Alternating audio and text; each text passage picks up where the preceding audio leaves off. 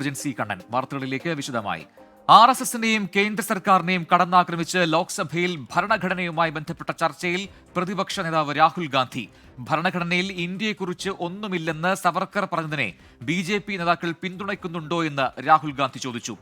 ഭരണഘടനയല്ല മനുസ്മൃതിയാണ് പിന്തുടരേണ്ടതെന്ന് സവർക്കർ പറഞ്ഞതെന്ന് രാഹുൽ ഗാന്ധി ഓർമ്മിപ്പിച്ചു.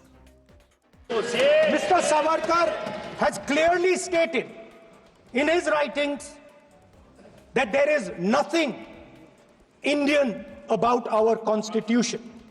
He has clearly stated that the book India is run by should be superseded by this book.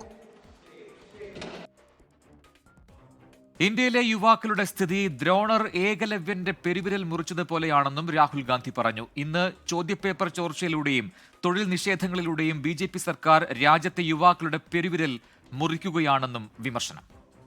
जब आपने अग्निवीर लागू किया तो आपने उन युवाओं की उंगली काटी. जब आप पेपर लीक कराते हो, 70 बार आपने पेपर लीक करवाया है, तब आप हिंदुस्तान के युवाओं के अंगूठा काटते हो. രാജ്യത്ത് ജാതി സെൻസസ് നടപ്പാക്കണമെന്നും രാഹുൽ ഗാന്ധി ആവശ്യപ്പെട്ടു. हम दलितों को, आदिवासियों को, पिछड़ों को, किसानों को, मजदूरों को दिखाना चाहते हैं कि आपने किस किस का अंगूठा काटा है. इसलिए जो मैंने वायदा किया था इसी हाउस में, यहां हम कास्ट सेंसस लागू करेंगे और उसके बाद हिंदुस्तान में एक नए तरीके का विकास होगा, एक नई तरीके की राजनीति होगी.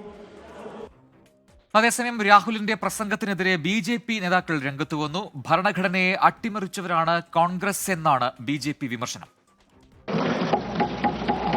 इस हाउस में मैं बहुत ईमानदारी से बोलना चाहता हूं, 550 से ऊपर रियासतें थी, सबको सरदार पटेल ने हैंडल किया, सब भारत में मिल गए. एक को नेहरू जी ने हैंडल किया, बाद में नरेंद्र मोदी को ठीक करना पड़ा. यह है कि भारत के आम इंसान को, आम नागरिक को भारत की नीति तय करने का अधिकार देना.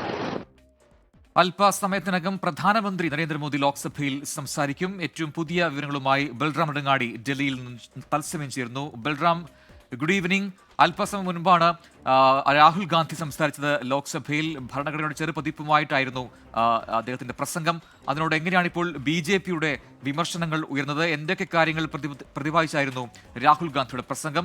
പ്രധാനമന്ത്രി എപ്പോഴാണ് ലോക്സഭയിൽ സംസാരിക്കുക?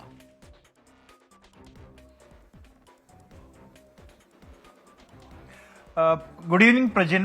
പ്രധാനമന്ത്രി നരേന്ദ്രമോദി 5:45 ലോക്സഭയിൽ ഈ ചർച്ചയ്ക്ക് മറുപടി പറയും എന്നാണ് നിലവിൽ മനസ്സിലാക്കാൻ കഴിയുന്നത്. രാഹുൽ ഗാന്ധി വളരെ ചെറിയ ഒരു പ്രസംഗമാണ് ഈ ഭരണഘടനയുമായി ബന്ധപ്പെട്ട ഇന്ന് ലോക്സഭയിൽ നടത്തിയത്. അതിൽ കൃത്യമായി തന്നെ അദ്ദേഹം ഈ പാർലമെന്റ് സമ്മേളനത്തിൽ ഉന്നയിച്ച വിഷയങ്ങൾ ഓരോന്നും എണ്ണി അദ്ദേഹം പറഞ്ഞു. അദ്ദേഹം തുടങ്ങിയത് BJPക്കെതിരായ വിമർശനത്തിലൂടെ തന്നെയാണ്. സവർക്കറുടെ പേര് ഉന്നയിച്ചുകൊണ്ട് അദ്ദേഹത്തിന്റെ ഒരു ഉദ്ധരണി, അദ്ദേഹത്തിന്റെ വാചകം തന്നെ എടുത്തുകൊണ്ടായിരുന്നു അദ്ദേഹത്തിന്റെ പ്രസംഗം തുടങ്ങിയത്.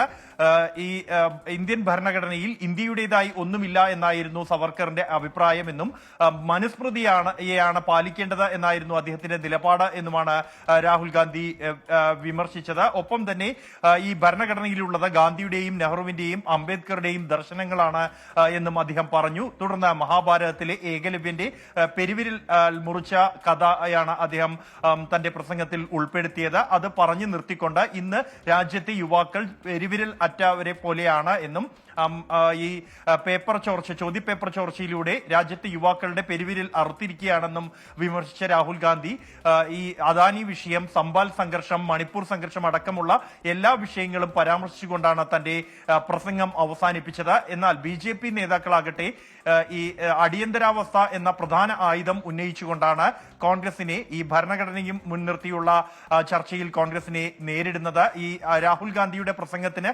മറുപടിയായി ശിവസേന അംഗം ശ്രീകാന്ത് ഷിൻഡെ ഇന്ദിരാഗാന്ധി സവർക്കറെ പ്രകീർത്തിച്ചിരുന്നു എന്ന് പറഞ്ഞതിന് മറുപടിയായി വീണ്ടും രാഹുൽ എഴുന്നേറ്റ് നിൽക്കുകയും സവർക്കർ പല ഘട്ടങ്ങളിലും ബ്രിട്ടീഷുകാരോട് വിട്ടുവീഴ്ച ചെയ്തിരുന്നു എന്ന് തന്റെ മുത്തശ്ശി ഇന്ദിരാഗാന്ധി തന്നോട് പറഞ്ഞിട്ടുണ്ട് എന്ന മറുപടി നൽകുകയും ചെയ്തു.